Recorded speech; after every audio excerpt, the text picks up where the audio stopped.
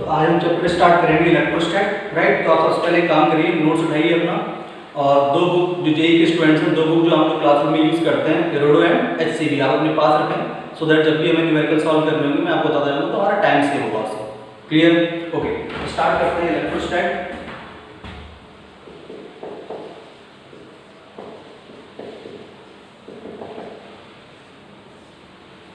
तो थोड़ा सा बेसिक है, फर्स्ट लेक्चर है, मेनली हमारा चैप्टर स्टार्ट होगा कूलम्ब्स लॉ, जहाँ से हम न्यूमेरिकल पोर्शन स्टार्ट करेंगे, राइट। तो कुछ डेफिनेशन टाइम पास की हैं वो हम नोट कर लेते हैं, जिससे लगे कि कुछ थ्योरी हमने भी नोट की है, राइट। तो सबसे पहला पॉइंट नोट करिए, electrostatics is basically discussion of interaction and electrical effect of a static charge. ठीक है, इसमें हम किस चार्ज की, जो चार्ज रेस्ट पर होगा उसके इंटरेक्शन और इलेक्ट्रिकल इफेक्ट के बारे में डिस्कस करेंगे। तो इसमें सबसे फर्स्ट पॉइंट आता है चार्ज। तो आप चार्ज के बारे में नोट कीजिए। Charge is a property of a matter due to which it produce electrical and magnetic effect, right. अब किसी भी बॉडी को हम चार्ज करते हैं, कॉमन सेंस की बात है कि उस बॉडी से हमें अगर किसी भी बॉडी को चार्ज करना है, सपोज पहले एक न्यूट्रल बॉडी थी, तो हम क्या करते हैं, उससे या तो इलेक्ट्रॉन को रिमूव करा देंगे या फिर इलेक्ट्रॉन ऐड करा देंगे। तो जिस बॉडी जो पहले न्यूट्रल थी उससे इलेक्ट्रॉन को रिमूव कर दिया, तो रिमूव करने से इस बॉडी पे कैसा चार्ज आ जाएगा? प्योर कॉमन सेंस है, पॉजिटिव चार्ज आ जाएगा, और ऐड करने से क्या हो जाएगा? नेगेटिव चार्ज आएगा। ठीक है, कॉमन सेंस की बात है यार। अब किसी भी बॉडी को अगर हमें चार्ज करना है तो there are various method to charge a body, but mainly we will discuss three methods, right. First method, charging by rubbing. Second, charging by contact. Contact में क्या करते हैं, एक कोई भी हमने मेटेलिक बॉडी ली, स्टैंड जो है इसका वो हम इंसुलेटेड बनाएंगे, नहीं तो चार्ज ग्राउंड में निकल लेगा, है ना। हम यहाँ पर एक रॉड लेके आते हैं, जनरली बुक्स में आपको मिलेगा डायग्राम बना हुआ, एवोनाइट रॉड है, किसी की भी रॉड हो यार, है ना, नेगेटिव चार्ज, इसे इसके साथ कांटेक्ट कराते हैं तो ये चार्ज इसमें ट्रांसफर हो जाता है, तो हमारा जो मेटल बॉडी था वो कैसा हो जाएगा? नेगेटिवली चार्ज हो जाएगा। क्लियर? इसी तरह से ये हमारे किसी काम का नहीं था। थर्ड जो हमारे काम का आएगा इस चैप्टर में, उसे बोलते हैं चार्जिंग बाय इंडक्शन।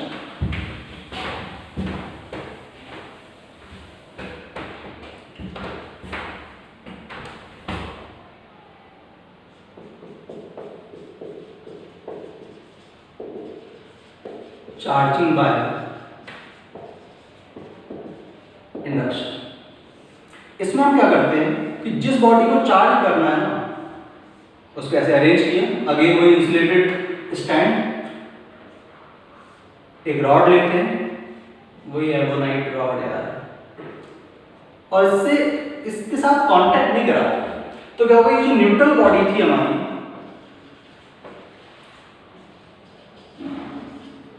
इस न्यूट्रल बॉडी से की वजह से इसमें पॉजिटिव नेगेटिव चार्ज पहले से प्रेजेंट थी, न्यूट्रल बॉडी थी बस, तो अट्रैक्शन फोर्स की वजह से पॉजिटिव चार्ज यहाँ अरेंज हो जाता है और नेगेटिव चार्ज यहाँ अरेंज हो जाएंगे। अब क्या करते हैं, हम इन चार्जेस को, इस चार्जेस में नेगेटिव चार्ज को एक पाथ प्रोवाइड करा देते हैं, टच करा देंगे तो हमारी बॉडी भी एक पाथ का काम करेगी, पर जब ये चार्ज हम में से पास होगा तो हमें बहुत मजा आएगा, मतलब जिंदगी के सारे मजे आ जाएंगे, है ना, कभी ना कभी लिए होंगे ऐसे मजे आपने। अब क्या करते हैं, यहाँ पर ऐसे नहीं करते, हम यहाँ पर एक वायर लगा देते हैं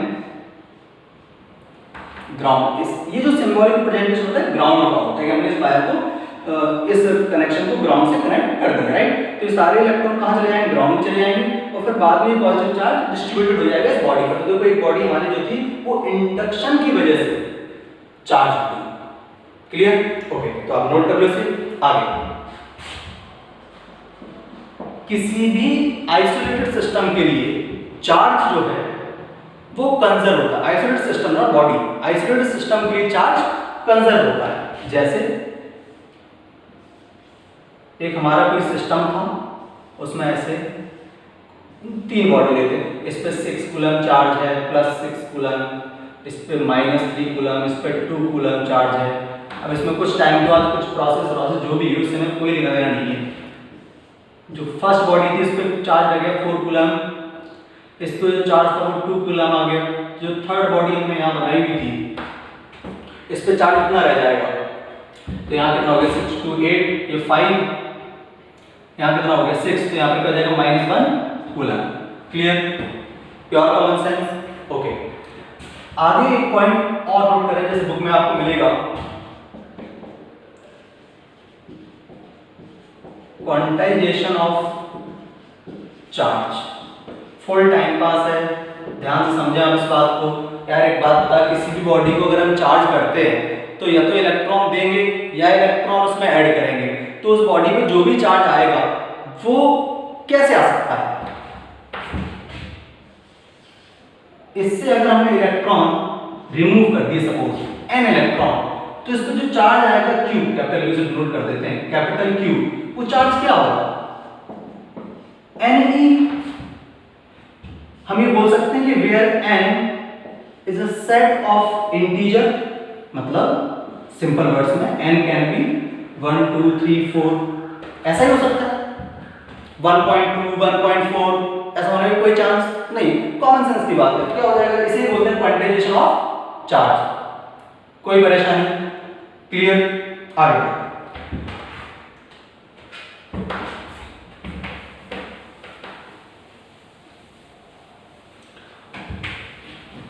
अच्छा, एक पॉइंट मैं आपको बता देता हूँ, थोड़ा सा बच्चों स्टूडेंट्स को कई बार डाउट आता है इसमें, टीचर्स बुक वगैरह से पढ़ा के गलत पढ़ा देते हैं उसको। तो समझिए कि कई स्टूडेंट्स के मन में डाउट ये आ सकता है कि सर दो जो बॉडी है उन पर जो चार्ज अगर सेम है तो क्या वो बॉडी हमेशा रिपेल करेंगे। आंसर है नो। अगर दो बॉडी के ऊपर, बॉडी बोल रहा हूँ, चार्ज नहीं, पॉइंट चार्ज नहीं बोल रहा हूँ, दो बॉडी जिन पर सेम चार्ज है,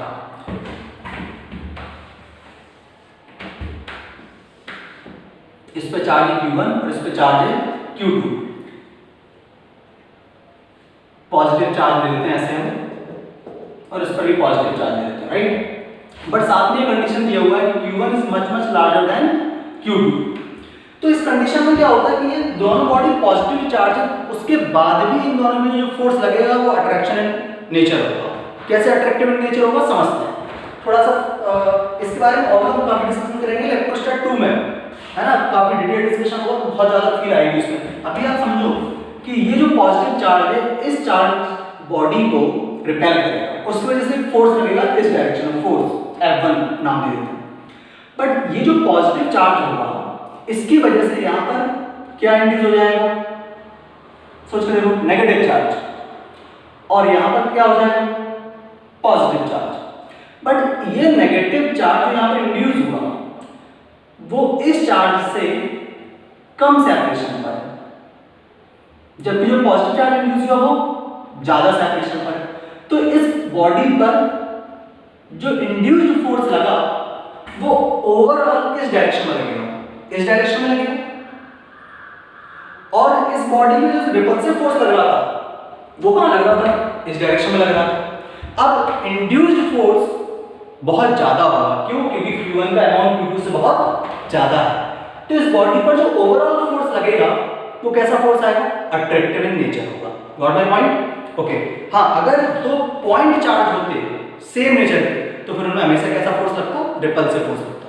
क्लियर। अच्छा, कई बार स्टूडेंट में ये भी डाउट आ सकता है कि एक पॉजिटिव चार्ज बॉडी या एक चार्ज बॉडी एक न्यूट्रल बॉडी को अट्रैक्ट कर सकती है क्या?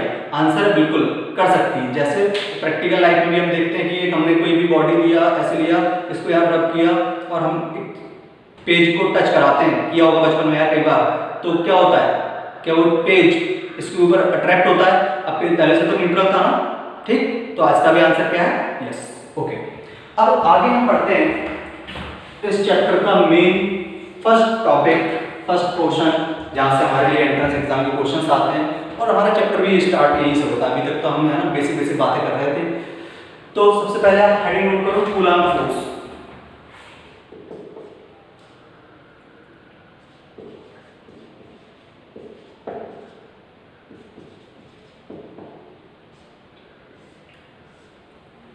क्या है भाई कूलाम्ब लॉ?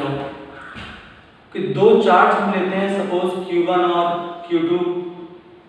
अच्छा एक और बात, आपको जहां भी डाउट्स आए आप मुझे मेरे व्हाट्सएप नंबर पर भेज देना, सो दैट मैं ट्राई करूंगा कि अगले जब लेक्चर रिकॉर्ड हो तो मैं आपको उन डाउट्स के सॉल्यूशन की क्लियरिफिकेशन दे सकूं। क्लियर है? ओके, Q1 और Q2। और अभी हम इन दोनों चार्जेस के बारे में जो डिस्कशन कर रहे हैं वो कहाँ कर रहा है, एयर में, फ्री स्पेस या वैक्यूम। क्लियर? तो इसके बीच में जो फोर्स लगेगा, ये चार्ज इस पर हमने पॉजिटिव चार्ज लिए हुए हैं, तो ये चार्ज इस पर एक फोर्स लगाएगा रिपल्सिव इधर, ये भी इस पे लगाएगा फोर्स इधर। तो ये जो फोर्स लगता है, ये फोर्स डायरेक्टली प्रोपोर्शनल होता है Q1 और Q2 और इनवर्सली प्रोपोर्शनल होता है डिस्टेंस के स्क्वायर। क्लियर? तो यहाँ पर हम हटाएंगे प्रोपोर्शनलिटी साइन, तो आ जाएगा K Q1 Q2 by R², where K is a constant, but ये जो K है ये यूनिवर्सल कांस्टेंट नहीं है, मींस इसका वैल्यू मीडियम के साथ चेंज होता है। क्लियर? तो ये F K Q1 Q2 by R² हो गया। अब ये जो K है इसका न्यूमेरिकल वैल्यू हम यहाँ बता देते हैं। K का वैल्यू 9 × 10⁹ यूनिट क्या हो जाएगी, newton metre square coulomb square. क्या पर आ जाएगा, newton metre square coulomb square. Clear? एक और इसका हम वैल्यू K = 1/4πε0। ये जो एप्सिलॉन नॉट है इसे आप बोलेंगे परमिटिविटी ऑफ फ्री स्पेस। नाम से डरना नहीं है, कोई रॉकेट साइंस में फील करा दूंगा, don't worry about it, right? Permittivity of free space. But इसका वैल्यू, ये जो वैल्यू है ये चेंज हो जाता है अगर हम मीडियम चेंज करते हैं। अभी कौन सा मीडियम? एयर, फ्री स्पेस या वैक्यूम। अगर इसी सिस्टम को हम एक मीडियम में बात करें, इसको मैं रफ कर देता हूं।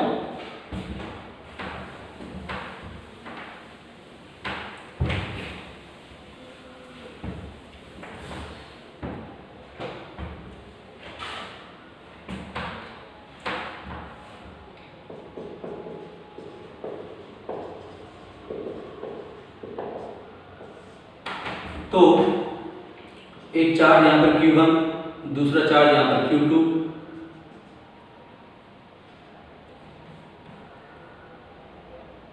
ये चार्ज और ये चार्ज हम दोनों कहां लेके गए, मीडियम में। तो इन पर जो फोर्स लगता है, force in a medium, force नहीं बोलना चाहिए, नेट फोर्स बोलना चाहिए, नेट फोर्स इन मीडियम। क्यों ऐसा बोल रहा हूं वो भी समझा दूंगा मैं आपको। एक कंफ्यूजन काफी सारे लोगों को होता है इसमें, M medium is equal to, वो क्या हो जाएगा, Q1 Q2 upon 4πε0m × R²। ठीक, ये ε क्या है, permittivity of medium. Clear? Okay, अब थोड़ी सी परमिटिविटी को मैं फील करा देता हूँ। बाकी जब हम इसमें रिलेटिव परमिटिविटी पढ़ेंगे, जिसे बाद में डाइलेक्ट्रिक कांस्टेंट के नाम से समझेंगे, और फिर 2 लेक्चर पूरा परमिटिविटी डाइलेक्ट्रिक कांस्टेंट के ऊपर डिस्कशन करना जम के फील आएगी। अब थोड़ा सा समझते हैं। परमिटिविटी समझने के लिए समझो कि कोई भी जो चार्ज होता है, कोई भी जो फोर्स होता है, उस फोर्स की एक फील्ड होती है। जैसे इलेक्ट्रोस्टैटिक फोर्स हम पढ़ रहे हैं तो इसकी जो फील्ड होगी उसे हम नाम देंगे इलेक्ट्रिक फील्ड। ग्रेविटेशनल फोर्स पढ़ेंगे तो वहां पर नाम देंगे ग्रेविटेशनल फील्ड। मैग्नेटिक फोर्स पढ़ेंगे तो मैग्नेटिक फील्ड। समझो कि कुछ लाइंस जो हम इलेक्ट्रोस्टैटिक फोर्स पढ़ रहे हैं उसकी जो फील्ड होगी उसे हम नाम देंगे इलेक्ट्रिक फील्ड। मतलब इससे कुछ लाइंस चार्ज से निकलेंगी, एंटर भी करेंगे, वो आगे डिटेल डिस्कशन है, हम पढ़ेंगे अच्छे से। इस चार्ज से कुछ लाइंस निकली, अगर यहाँ पर फ्री स्पेस है, वैक्यूम है, तो वो सारी लाइंस आगे पास ऑन होंगी। बट अगर सोचो एक मीडियम है यहाँ पर, तो वो उन लाइंस को पास होने का परमिट कम करेगा। इसका मतलब जब इस दोनों चार्जेस के सिस्टम को एक मीडियम में लेके गए तो इनके बीच लगने वाला फोर्स इंक्रीज होगा, रिड्यूस होगा? सोच के देखो, परमिशन कम दी उसने तो फोर्स क्या हो जाएगा? रिड्यूस हो जाएगा। बहुत बढ़िया। तो यहां पर जो नेट फोर्स आएगा, net force in a medium, वो रिड्यूस हो जाएगा। तो जो net force in a medium reduce हो जाएगा, तो हमने क्या लिखा था? Q1 Q2 upon 4 pi epsilon m into r। इस एप्सिलॉन m की जो टर्म थी, इसे हम कुछ और समझते हैं। कैसे? देखिए ध्यान से, रिलेटिव परमिटिविटी, जिसे हम डिनोट करेंगे एप्सिलॉन r से। इसका वैल्यू होगा epsilon medium upon epsilon r, मतलब permittivity of medium upon permittivity of free space या परमिटिविटी ऑफ वैक्यूम, राइट? अब सोचो यहां से एप्सिलॉन m, इस रिलेटिव परमिटिविटी को ही आगे चल के हम बोलेंगे डाइलेक्ट्रिक कांस्टेंट, जिसका वैल्यू डिफरेंट मीडियम के लिए अलग अलग होता है। क्लियर? ओके। अब एक बात, अच्छा लॉजिकली एक बात सोचो कि जो ये डाइलेक्ट्रिक कांस्टेंट का जो वैल्यू होगा, उसका वैल्यू हमेशा ग्रेटर देन क्या है? 1 ही आने वाला, ठीक है?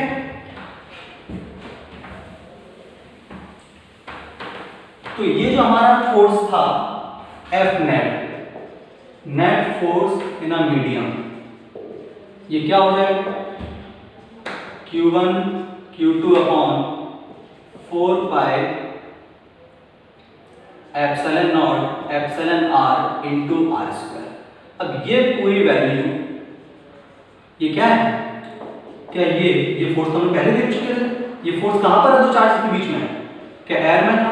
तो कई बुक में टाइम पास के लिए ऐसा लिखा मिलेगा आपको, F air upon epsilon r या डाइलेक्ट्रिक कांस्टेंट से हम नोट करेंगे कैपिटल K से। क्लियर है?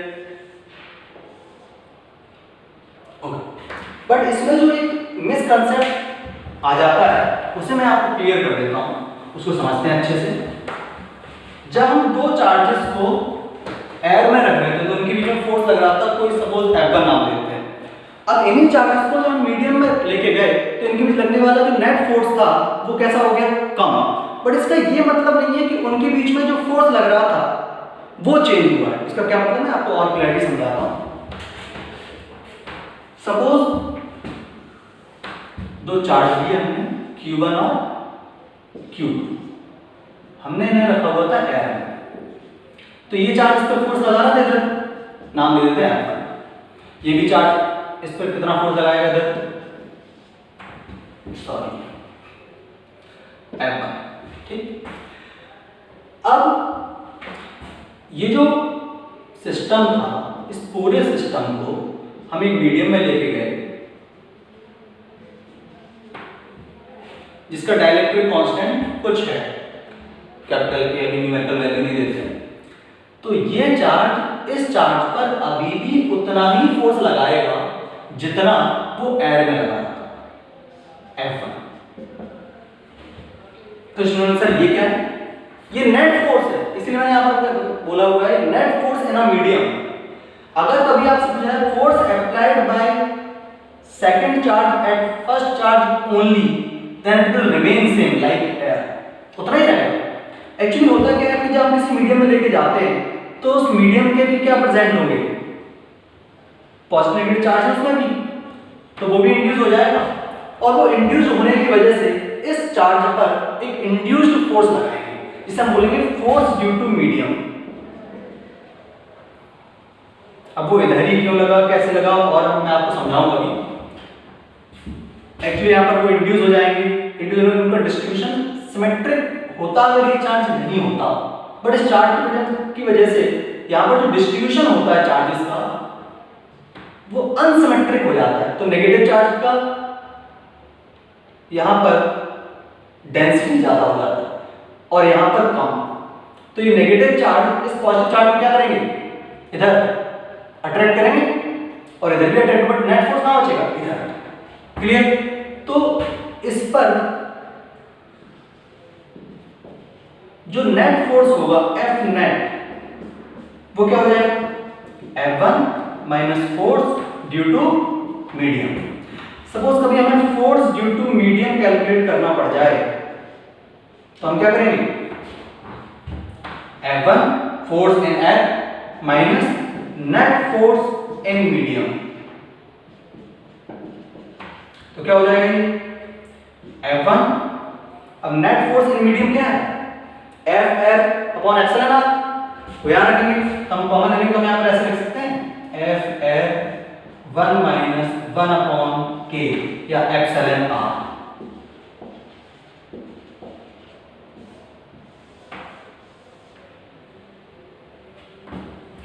क्लियर?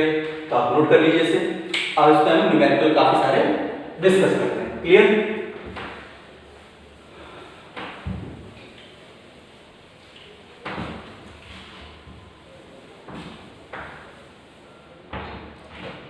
एक तो तुम लोगों की वजह से फैन और एसी ऑन नहीं कर पा रहे हैं, आवाज भी क्लियर रिकॉर्ड नहीं हो रही है, कई लोग खुश हो रहे हैं इसकी भी तो बैंड बज रही है, हमारी बजा रहा है तो, है ना। चलो खैर आगे डिस्कस करते हैं कि कैसे कैसे AIEEE में या जो पहले IIT मेंस हुआ था कैसे कैसे टाइम पास क्वेश्चन आए, फिर हम इरोडो के एक दो अच्छे न्यूमेरिकल प्रॉब्लम देखेंगे, ठीक है, और ऐसी भी कुछ प्रॉब्लम्स मैं आपको उसमें सॉल्व कराऊंगा। तो कैसे क्वेश्चन आते हैं देखिए यहाँ पर जल्दी से। ऐसा क्वेश्चन JEE मेंस में आया हुआ है, 3 इक्वल चार्ज आर प्लेस्ड, थोड़ा डायग्राम बनाते हैं।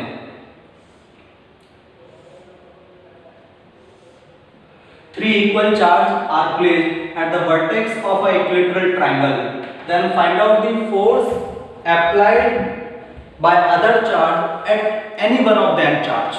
Clear? मैं एक बार क्वेश्चन और रिपीट कर देता हूँ, सुन लीजिए जल्दी से। Three equal charges are placed at the vertex of an equilateral triangle.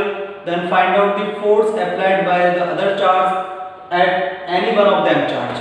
Clear? मतलब किसी भी एक चार्ज को पकड़ लेते हैं, उस पर कितना फोर्स लगेगा बाकी रिमेनिंग चार्जेस की वजह से, सपोज इस पर हम कैलकुलेट करना है।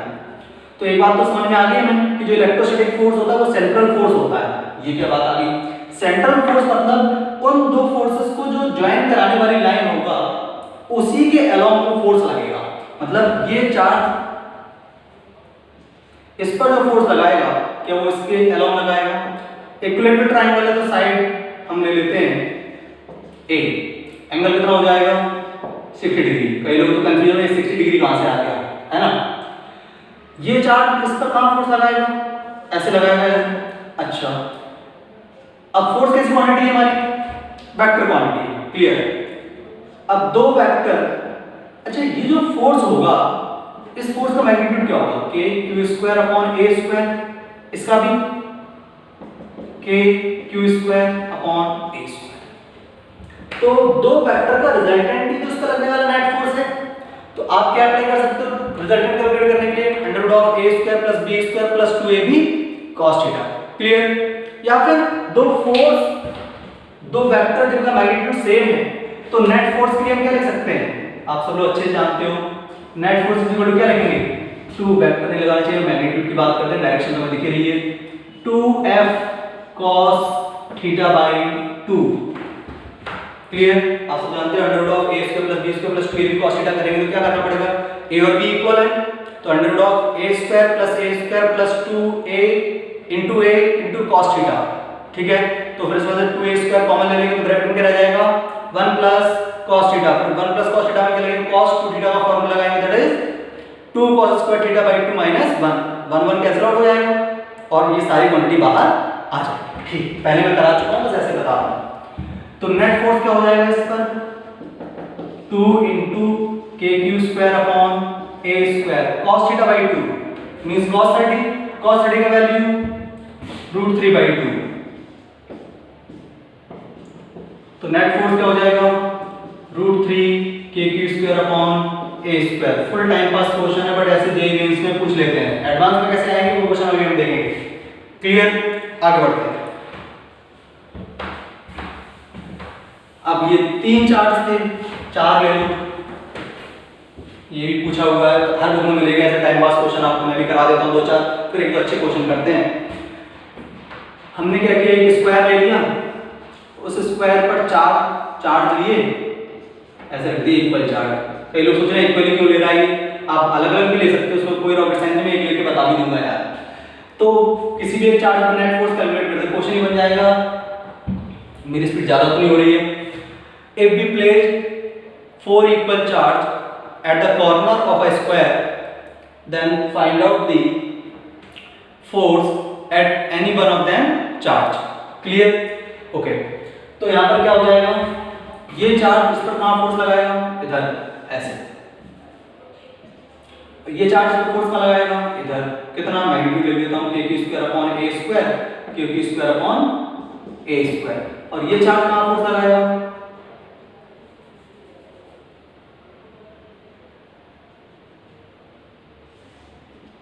ऐसे फोर्स लगाएगा, कितना होगा, k² इनके बीच का separation, that is a√2।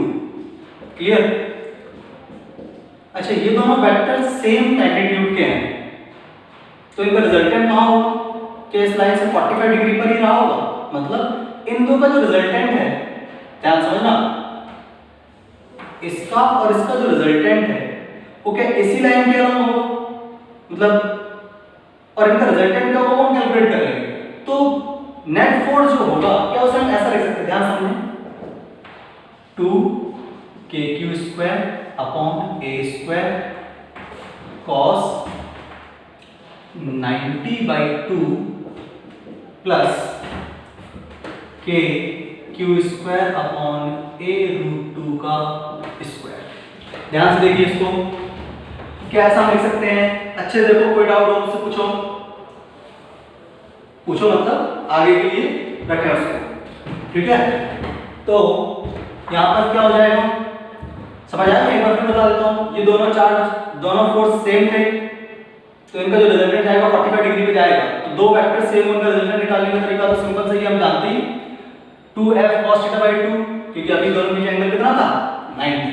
Resultant कहाँ जाएगा, मिड से पास करेगा, क्योंकि दोनों के मैग्नीट्यूड कैसे हैं, सेम, राइट। तो ये फोर्स था, और दोनों ऐड क्यों होंगे, दोनों के बीच में एंगल 0। क्लियर? तो यहाँ पर नेट फोर्स क्या हो जाएगा भाई, नेट फोर्स हो जाएगा 2kq² upon a² cos 45 that is 1/√2 plus kq² upon 2a²। तो ये कितना हो जाएगा, √2 हो जाएगा। यहाँ से हम क्या कॉमन लेते हैं, kq² अपॉन a² कॉमन ले लेते हैं, तो हमारे पास क्या रह जाएगा, √2 प्लस 1/2। ठीक है, तो ये हमारा आंसर हो जाएगा। क्लियर? ओके, ऐसे टाइम पास क्वेश्चन और कराओ, चलो एक दो और करा देता हूँ, टाइम पास देखो, आ जाओ जल्दी से।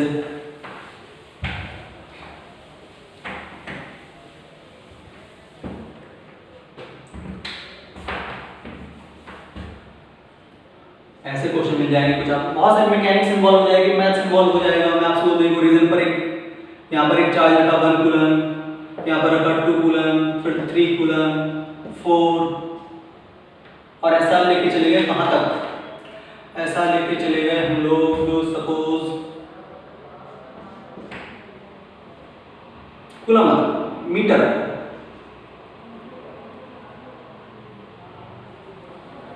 One metre, 2 metre, 3 metre, 10 metre, और चार्ज रख देते हैं 1 कूलम,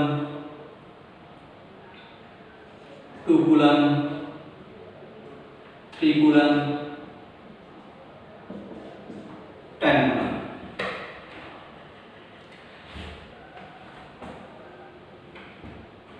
ठीक है, और यहाँ पर ओरिजिन था, यहाँ हमने चार्ज रख दिया 1 कूलम। और थोड़ा ठीक बनाओ, अरे कैसे बना लो यार, है ना, जैसा तुम्हें ठीक लगता है। यहाँ पर अगर तुम्हें लगता है तो ये 8 कूलम भी रख सकते हैं, 8 कूलम रख दो, यहाँ 1000 रख दो, 27 रख दो, लॉगरिथम लग जाएगा बस। तो बताओ नेट फोर्स क्या हो जाएगा, मैं आपसे बोलूँ इस चार्ज पर जो ओरिजिन पे था इस पे लगने वाला नेट फोर्स क्या हो जाएगा? तो नेट फोर्स क्या लिखोगे तुम? ध्यान से जल्दी से फटाफट। k 1 × 1 अपॉन 1 का स्क्वायर, तो k हो गया plus k × 8 × 1 upon 4, k × force क्या होता है? k q1 q2 by r square. तो क्या लिखेंगे? k × 1 × 8 अपॉन 2 का स्क्वायर दैट इज 4, तो कितना आ जाएगा? 2k। फिर क्या हो जाएगा? 1 × 27 upon 9 that is 3k up to क्या पर 10k आ जाएगा। k कॉमन ले लिया तो क्या रहेगा? 1 + 2 + 3 अप टू 10। और इन सबका नंबर को ऐड करने का तरीका हम जानते ही हैं, n × n + 1/2। तो क्या हो जाएगा? 10 × 11/2 दैट इज 55। तो आंसर क्या हो जाएगा? 55k।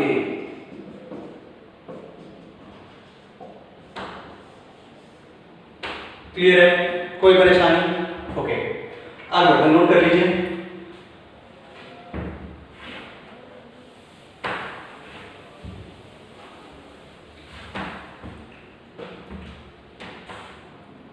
अभी क्वेश्चन करते हैं एरोडो का, है ना।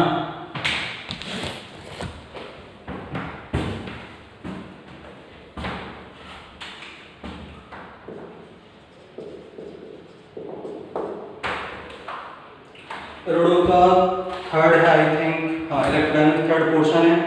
इसका हम लोग करेंगे क्वेश्चन नंबर 3.3। ओके, आप लोग क्वेश्चन को एक बार जल्दी से स्क्रीन शॉट करिए और रीड कर लीजिए। नीट के जो स्टूडेंट्स हैं वो इस क्वेश्चन को स्किप कर सकते हैं, ऑल्दो नीट में एक बार थोड़ा सा इससे मिलता जुलता क्वेश्चन आया हुआ है तो आप समझने का ट्राई करें, डोंट वरी, मैं समझा दूंगा आपको, है ना। बहुत ही सिंपल है, रॉकेट साइंस नहीं है, वो सारी हम अभी तक करते ही आ रहे हैं, है ना। कुछ भी ऐसा रॉकेट साइंस नहीं है उसमें, आगे भी करेंगे, राइट। तो 3.3 के मैं एक बार पढ़ के बता देता हूँ। Two small equally charged sphere, each of mass m, are suspended from the same point by a silk thread of length l. The distance between the sphere x less than l. Find the rate dq by dt with which the charge leap of each sphere is their approach velocity vary as v is equal to a by root x, where a is the constant। ठीक है, देखिए क्या बोला गया उसमें कि दो charge हैं, उनको हमने थ्रेड से कनेक्ट कर दिया, ऐसे ये यहां जाके क्यों पहुंच जाएंगे? क्योंकि दो चार्ज हैं तो रिपल्सिव फोर्स, अगर चार्ज नहीं होता तो ऐसे होता था ना, एल लेंथ, और इनके बीच का सेपरेशन क्या बोला हुआ है? x। तो ये लेंथ कितना हो जाएगा? x/2। ये एंगल सपोज हम लेते हैं थीटा।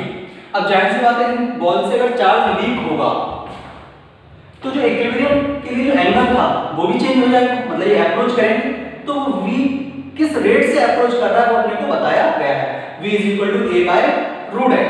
क्लियर? ओके, खैर इस इंस्टेंट पर इसमें काफी अच्छी वैरायटी बन सकती है, लेकिन इसी इंस्टेंट पे पूछा हुआ है तो फोर्स को हम बैलेंस कर सकते हैं। सपोज कुछ टाइम के बाद बोला गया होता तो फिर हम फोर्स बैलेंस नहीं कर पाते क्योंकि टेंजेंशियल एक्सेलरेशन आ जाता, ठीक है। जस्ट आफ्टर रिलीज इस बॉडी के ऊपर कौन कौन से एक्सेलरेशन होंगे? रेडियल भी होगा, टेंजेंशियल होगा, but just after the release radial acceleration will be 0। Okay, तो इस इंस्टेंट पर इधर क्या लग रहा होगा? टेंशन। ये थीटा है तो ये भी क्या है? थीटा। ऊपर क्या लगेगा? t cos theta. इधर क्या लग रहा होगा? t sin theta. नीचे क्या लग रहा होगा? mg। और इधर क्या लग रहा होगा? Electrostatic force. तो अगर हम इक्विलिब्रियम की बात करें तो हम ऐसा लिख सकते हैं t sin theta is equal to k q square upon x square. ठीक है, नहीं, और t cos थीटा क्या हो जाएगा? तो जल्दी से mg हो जाएगा, डिवाइड किया, कैंसिल आउट हो गया, तो tan theta is equal to क्या हो जाएगा? tan theta is equal to हो जाएगा k q square upon x square into mg। अब ये एंगल जो है, देख, ये वैल्यू कम, ये ज़्यादा, तो एंगल भी छोटा रहा। अगर थीटा स्मॉल है तो हम क्या कर सकते हैं, sine theta is equal to theta is equal to tan theta, right. तो हम यहाँ पर टेन थीटा के ऊपर क्या लिख सकते हैं, tan theta is equal to लिख सकते हैं हम यहाँ पर x/2/L is equal to kq² x² h। तो यहां से अपना q² इज इक्वल टू क्या हो जाएगा, ध्यान से देखें, q² इज इक्वल टू हो जाएगा x³ mg upon x³ mg upon 2Lk। इसको यहां से हटा देते हैं, अंडर रूट पहुंच गए यहां पर, ठीक है। तो डायग्राम थोड़ा सा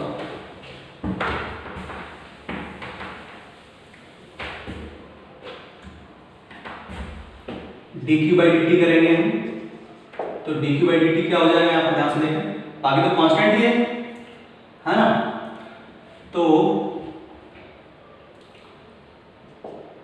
mg अपॉन 2L इंटू के, बाद में k का वैल्यू रख देंगे वहां पर। x की बात कितना हो जाएगा, 3/2, डिफरेंशिएट करेंगे क्या आ जाएगा, 3/2 x की power 3/2 minus 1 that is 1/2, right. तो यहाँ पर क्या हो जाएगा, और क्या रह जाएगा यहाँ पर, dx/dt, क्लियर। कि dx/dt को हम क्या बोल देंगे, v। तो रेट ऑफ चार्ज क्या हो गया, dq/dt इज इक्वल टू 3/2, इसका वैल्यू रख देते हैं 1/4πε0, तो 4πε0 ऊपर चला गया, 4πε0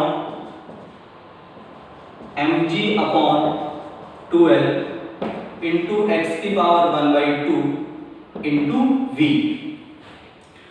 तो dq upon dt is equal to 3/2।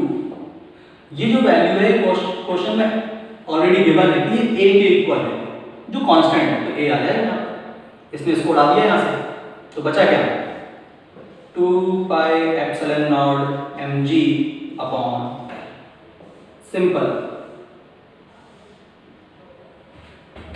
Clear, ये आंसर है, कोई रॉकेट साइंस नहीं। अब इसके बाद एक और हम न्यूमेरिकल देखते हैं, हम करेंगे इरोडोपाइन क्वेश्चन नंबर 3.5।